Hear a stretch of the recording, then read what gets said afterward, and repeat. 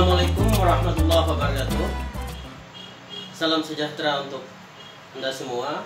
Mahasiswa yang berbahagia, hari ini kita akan membahas tentang watak media. Minggu kemarin kita membahas bagaimana sebuah media, terutama media online, begitu cepat menyampaikan berita. Bahkan hanya berselang jam. Tidak lagi kita menunggu hari ini satu peristiwa, besok kemudian kita mendapatkan berita itu. Hari ini, apa yang terjadi hari ini, beberapa jam kemudian bisa kita baca beritanya.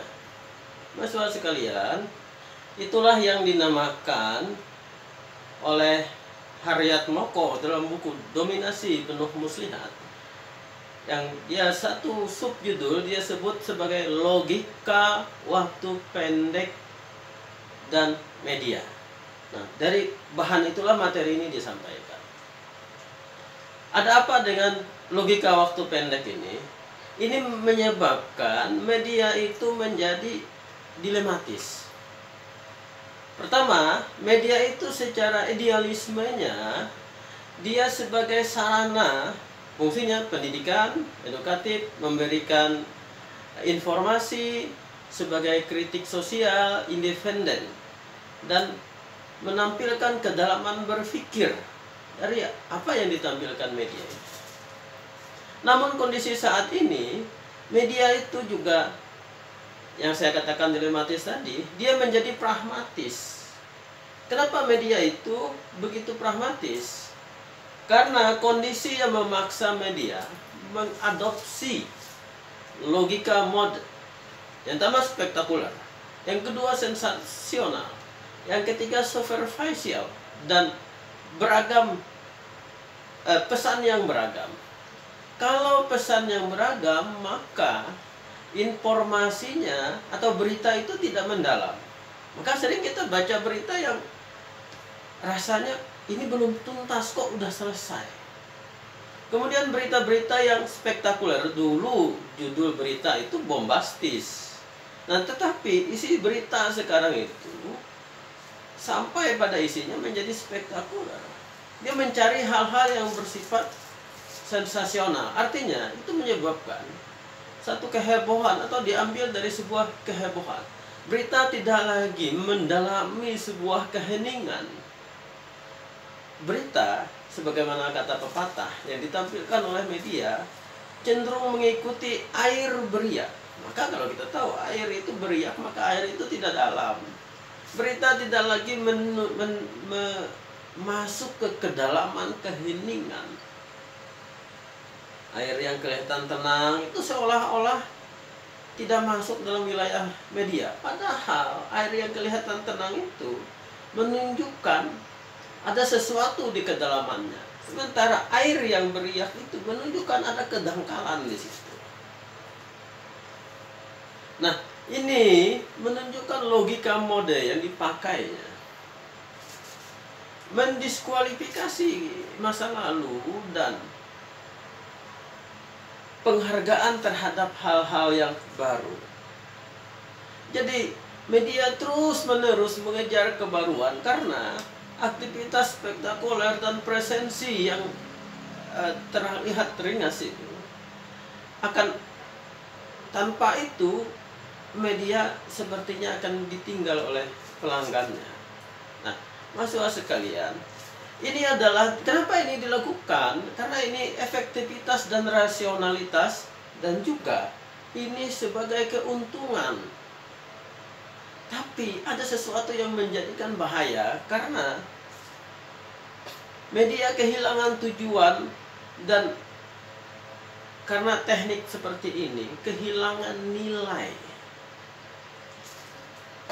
Nah, akibatnya ada yang menyatakan sindrom menyertai logika pendek ini. Apa sindromnya?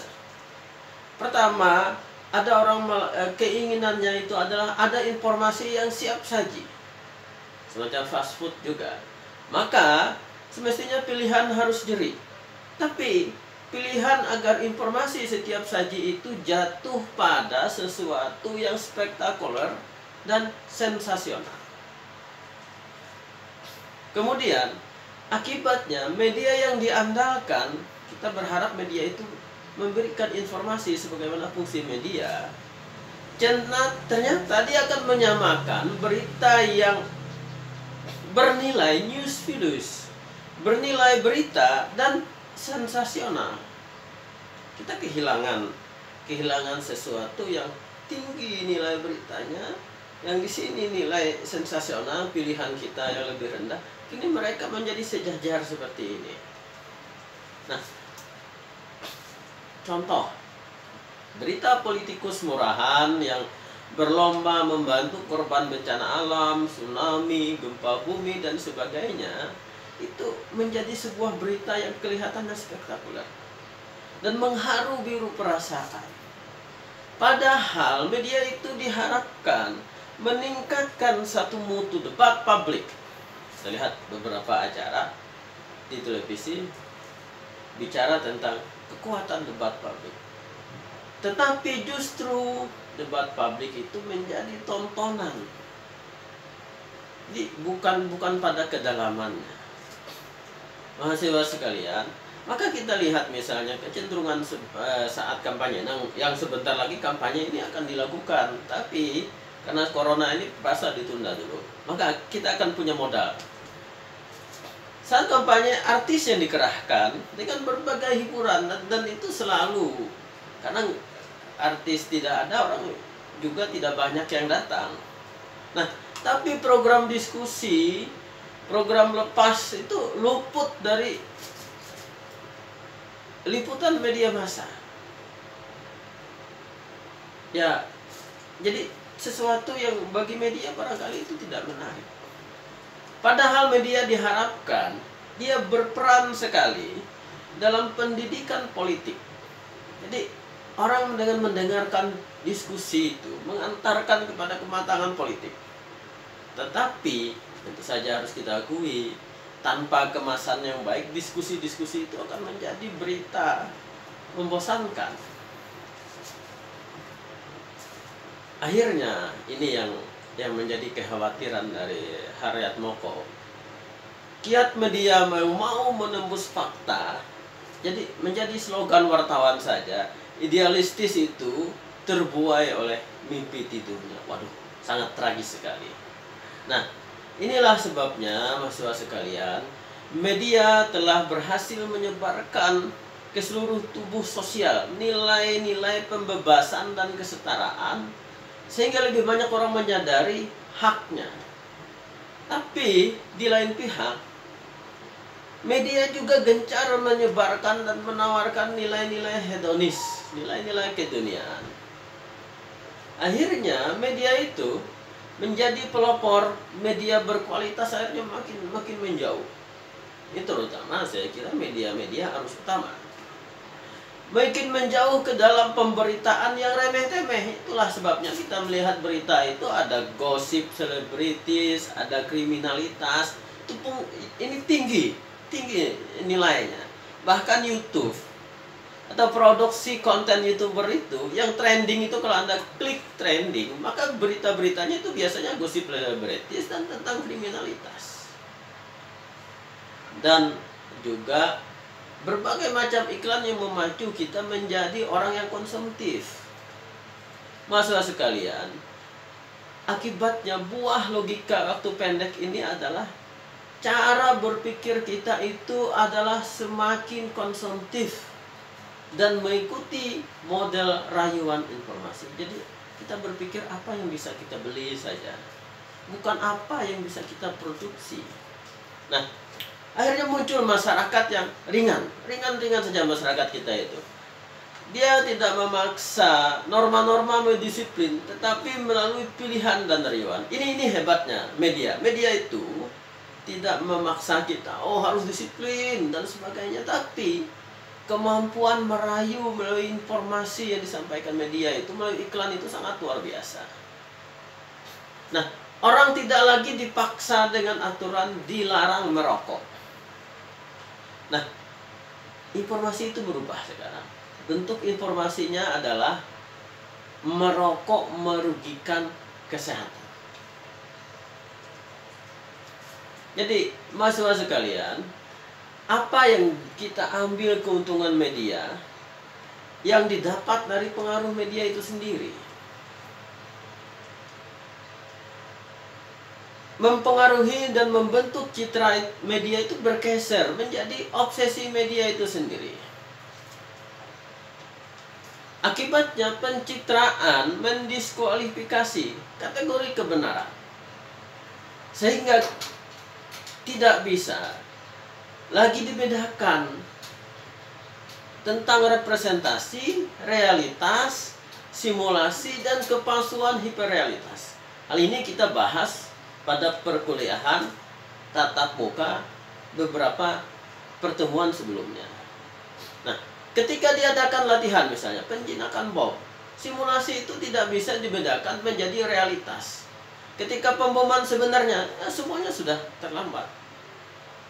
Politisi yang membawa anak kecil itu yang terluka dalam sentuhan 2 menit media itu membentuk citra pemimpin yang peduli korban.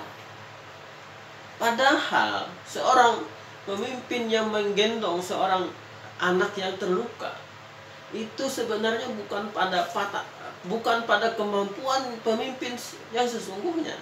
Karena seorang petani juga bisa menggendong orang yang sedang terluka. Masyarakat biasa juga. Ini kita terbuai bahwa seolah-olah itu peduli. Padahal yang kita harapkan dari kepemimpinan itu adalah kemampuan menggerakkan kekuasaan, kemampuan kebijakan, kemampuan melalui kuasa hukum seorang pemimpin itu untuk membela yang lemah dan menegakkan keadilan. Bukan hanya sekedar menggendong anak kecil. Mahasiswa-mahasiswa sekalian, nah, karena hal ini terjadi karena media massa tidak terlepas dari manuver kapital. Pasar uang bagi kapitalisme itu meninggalkan visi jangka panjang negara demi jangka pendek. Jadi perputaran itu cepat, sirkulasi kapitalisme pada tingkat global, dan transaksi ekonomi itu semakin cepat. Itu yang pertama. Yang kedua, kemajuan teknologi, informasi, dan komunikasi menjadikan mobilitas modal yang tinggi sehingga sewaktu-waktu pemodal bisa pindah perusahaan yang lebih menguntungkan. Ini menurut Bourdieu. Yang ketiga, rezim waktu. Kontrak sementara menjadi hal biasa. Maka kegelisahan akan masa depan muncul menggantikan mitos kemajuan. Masyarakat semakin tidak peduli lagi kesejahteraan bersama, jadi menuju individualisme. Nah, kemudian mahasiswa sekalian, media sebenarnya mempengaruhi masyarakat dengan menanamkan kebebasan dan inisiatif, tapi media membuat audiens tergantung dan kompulsif. Bayang-bayang pragmatisme ekonomi, logika komersil membuat refleksi diabaikan demi emosi, teori ditinggalkan demi praktis. Jadi refleksi itu orang memikirkan apa yang terjadi. Teori, orang melihat kepada apa yang sebenarnya, hakikat sesuatu. Kita tidak lagi masuk ke wilayah itu. Padahal refleksi dan teori itu mengandalkan argumentasi. Logika waktu pendek inilah tidak tahan terhadap tulisan panjang. Maka sederhananya begini. Kalau kita melihat di media itu tulisan itu pendek-pendek saja. Itu kecenderungan media itu mendominasi logika waktu pendek. Berbeda dengan tulisan yang panjang, dihasilkan dari deep interview, dihasilkan dari investigasi. Ini orang mengajak orang untuk berpikir. Selain tentu saja pembaca sekarang itu malas berpikir panjang. Jadi kalau kita baca berita itu ada tulisannya. Waktu membaca 3 menit, waktu membaca 5 menit, ada di situ. Ini karena pengaruh logika pendek. Mahasiswa sekalian, saya kira demikianlah materi kita yang saya sampaikan kepada sesama umat Islam. Sebentar lagi kita akan menjalankan ibadah puasa Ramadan. Saya mengucapkan Selamat menjalankan ibadah puasa Ramadan, ibadah puasa dan ibadah lain di bulan Ramadan. Semoga virus corona ini segera berakhir. Semoga kita termasuk orang-orang yang bertakwa. Wabillahi taufiq wal hidayah. Wallahu muwaffiq.